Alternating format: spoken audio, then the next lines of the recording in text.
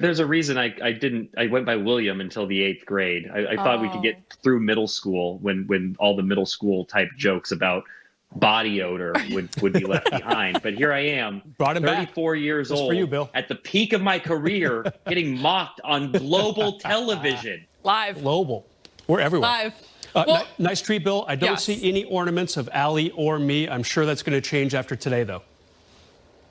I mean, send them over. I mean, why not? I mean, when you have small children like I do, you only decorate the top half of the tree. Fair enough. So the bottom, it could use a few more decorations, but those are the ones that are going to get broken. I mean, you're very festive tonight. I love the flannel. I love the colors.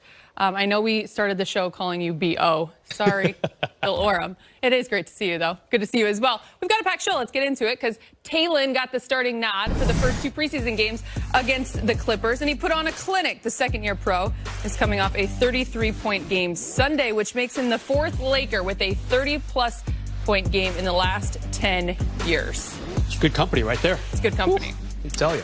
Frank Vogel is well aware of Talen's potential. You know, I wasn't sure what to expect with him playing point guard for us as much as he did tonight. But he did that some in the G League last year, looked really comfortable with that. But more importantly, he just showed more of what we've seen from him, you know, since we've been watching him, you know, in the G League first season and in the bubble. Just his ability to attack offensively in a variety of different ways, attacking the basket with great finishing ability, making good decisions. With his paint to great, shooting the 3-ball well, and you know, he had a strong defensive night as well. So you know, I knew he was going to play big minutes, and not really surprised at the numbers that he put up.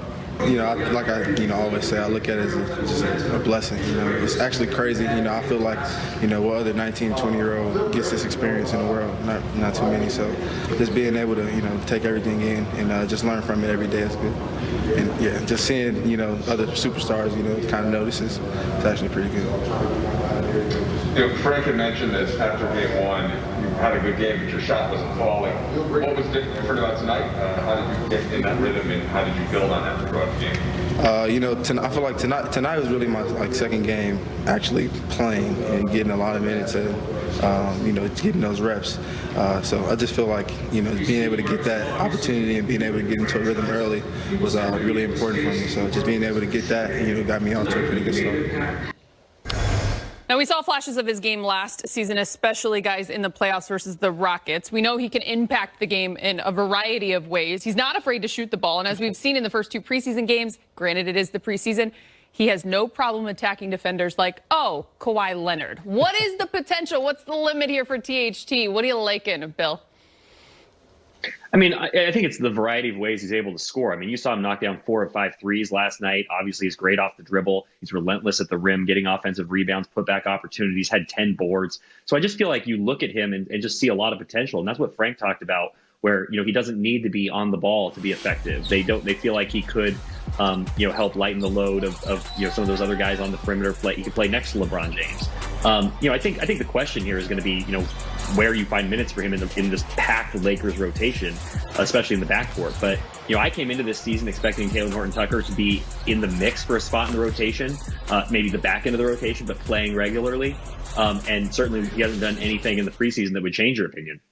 If you're one of the youngest guys on any NBA team, you want to do one thing during the preseason. Make it hard on your coach when it comes to deciding who's going to be in the rotation.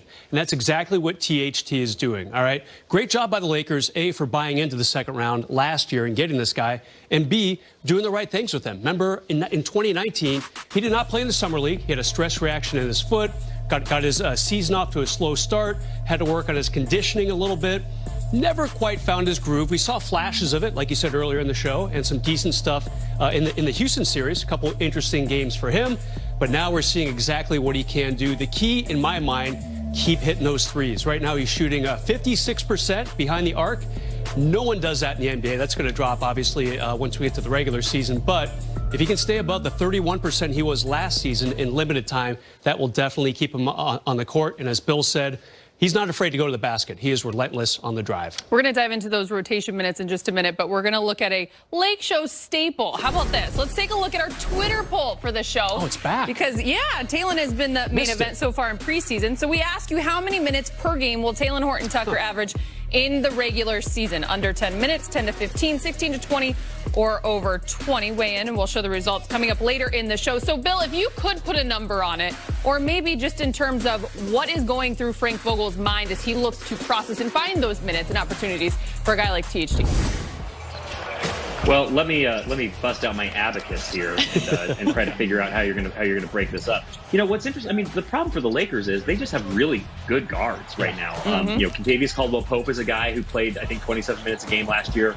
Wesley Matthews started 63 games with the Bucks. Dennis Schroeder, I think, is going to have an enormous role. And then Alex Caruso played for 18 minutes a game last season. So I actually did this exercise at The Athletic last week where I tried to I mocked up a rotation, basically. And this was before we knew THT was going to have the kind of weekend he had. I thought about 8 minutes a game for him, kind of in the second and third quarter as a bit of a change of pace wing.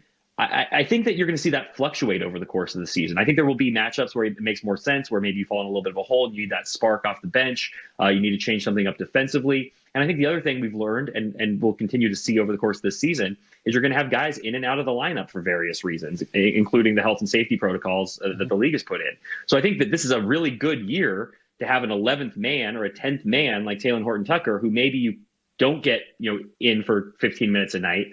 But when you are a little bit short on a given night or for a stretch of games, he can come in and you've seen that he can really impact the game. I think what Bill was trying to say is he would choose A, under 10 minutes. And I'll go with B, 10 to 15. But just cleaning it up, kind of clarifying for you, Bill, shrinking it down. I'm not a TV professional. Yeah, I'm kind of with Bill, though. Where are the minutes going to come? And I think he will get to 10 to 15 on average because there will be nights, as we've talked about a lot, where LeBron James is going to sit out. KCP might sit out. These guys had long bubble runs. AD, of course, but that doesn't really impact THT. So when the big guys sit out a little bit, then THT might get that 20, 25-minute limit. And, hey, if he keeps playing like he does on the court in practice, then it's a whole different can of worms for Frank Vogel. What do I do with this guy? Keep in mind, he will be a restricted free agent at the end of the season.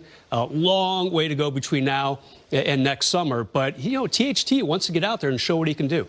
The beauty here is Frank Vogel welcomes these options, these good problems. It's a great problem. And, of course, THT is maximizing it, at least early here in the preseason. Magic Johnson was watching the young kid. Check out this.